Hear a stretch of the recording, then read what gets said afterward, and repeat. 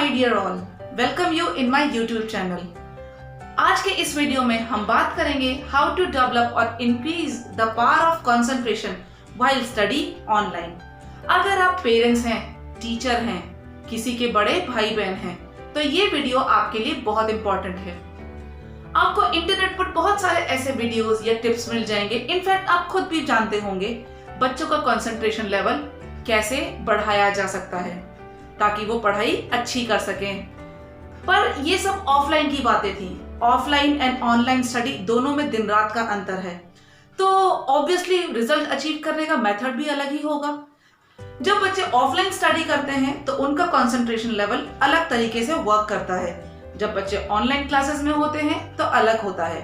तो online classes के दौरान कंसंट्रेशन लेवल को कैसे बढ़ाया जा सकता है, आइए जानते हैं इसके बारे में। Self control to avoid distraction.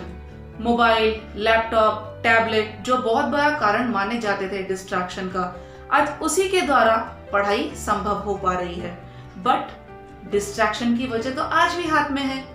ऐसे में बच्चों में एक आदत डेवलप करनी है, हाई डिग्री सेल्फ कंट्रोल की।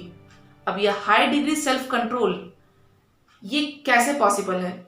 ये तभी पॉसिबल है जब बच्चों का विल पावर स्ट्रांग होगा, और विल पावर स्ट्रांग करने के लिए हमें लगातार उन्हें एनकरेज करते रहना है। पहले तो क्या होता था, मोबाइल बंद किया और पढ़ाई शुरू, पर अब सिनेरियो अलग है, या कह सकते हैं थोड़ा ज्यादा कॉम्प्लिकेटेड है। ऐसे में being a parent, being an elder brother और सिस्टर और बीइंग एन स्टूडेंट, हम क्या कर सकते हैं, एक पेपर पर नोट डाउन करिए कि डिस्ट्रैक्शन का रीजन क्या है, ऐसे क्या प्रॉब्लम्स हैं जिसकी वजह से हम डिस्ट्रैक्ट हो जाते हैं। It can be phone calls, it can be chat, notifications, social media या वेबसाइट, जो भी है। थिंक अबाउट अपने जो भी आपके रीजन है उसके अकॉर्डिंग अपनी सहूलियत के हिसाब से आप उन्हें लिस्ट आउट कीजिए। जैसे कि कॉल इंपॉर्टेंट नहीं है तो नो नीड टू पिक और लीव द मैसेज।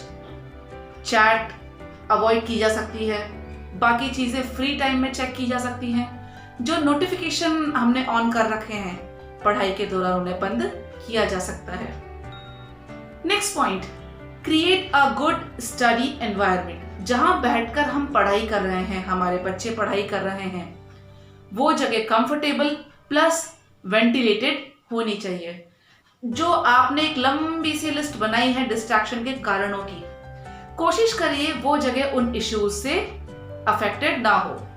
अपने सारे रिसोर्सेज को साथ में रखिए, for example text book, notes book, study guides, pen, paper etcetera. जो भी आपका पढ़ने का मटेरियल है, आपको बार बार उठ के लेने ना जाना पड़े, तो उसके लिए आपको वो सारी चीजें एक साथ एक ही जगह रख लेनी है। Avoid multitasking. मल्टीटास्किंग होना बुरा नहीं है, इनफैक्ट ये तो बहुत अच्छी क्वालिटी है कि हम मल्टीटास्कर हैं, एक ही बार में हम बहुत सारे काम कर सकते हैं, सोच सकते हैं।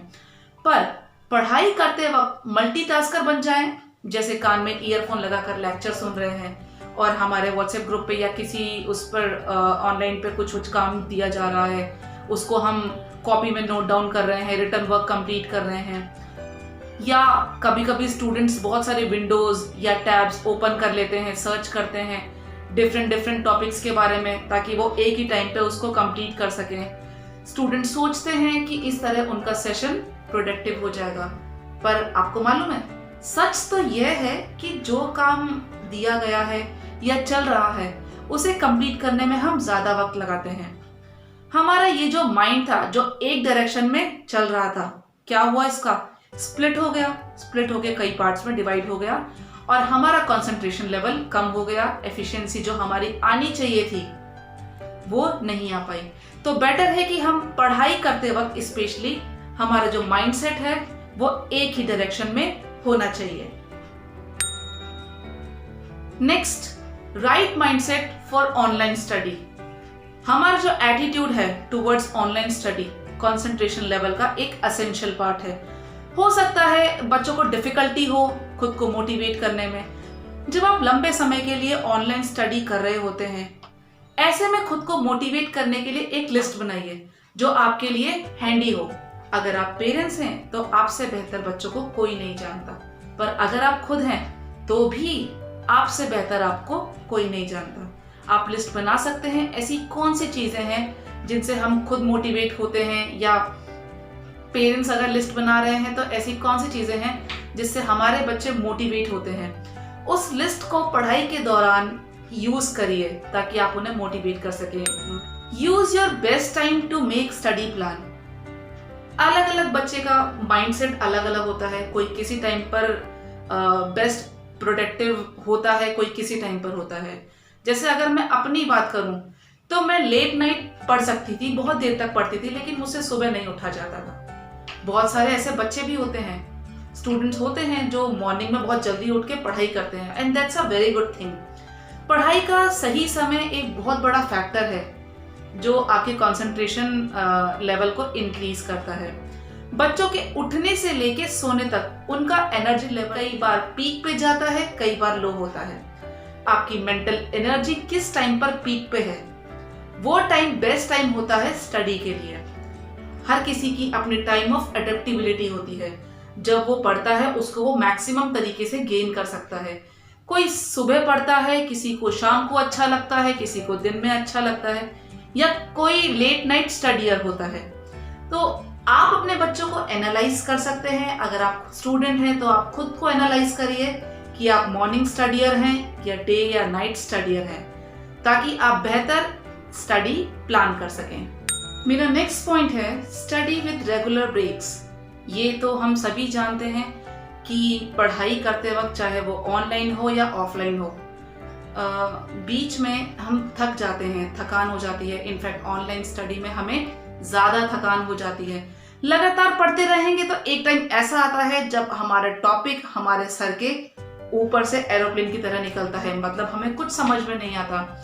ऐसे में रेगुलर ब्रेक्स एनर्जी बूस्टिंग का काम करते हैं। मेरा लास्ट पॉइंट है give little time to worry. सुनने में थोड़ा अजीब लगेगा, पर चिंता हर किसी को होती है, चाहे वो छोटा बच्चा हो चाहे वो बड़ा बच्चा हो। छोटे बच्चों को छोटी छोटी चिंताएं होती है, बड़े बच्चों को बड़ी होती हैं।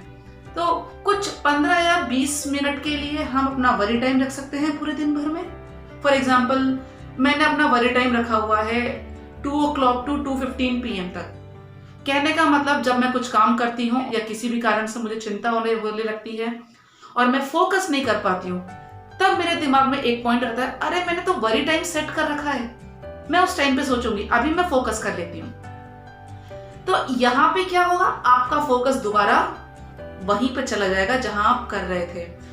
तो ये मेरे कुछ पॉइंट्स थे। अगर आपको मेरा ये वीडियो, ये पॉइंट्स पसंद आए हैं तो आप प्लीज मेरे इस वीडियो को लाइक, शेयर, सब्सक्राइब जरूर कीजिए। और अगर आपकी कोई क्वेरी है तो प्लीज कमेंट जरूर कीजिए। Thank you.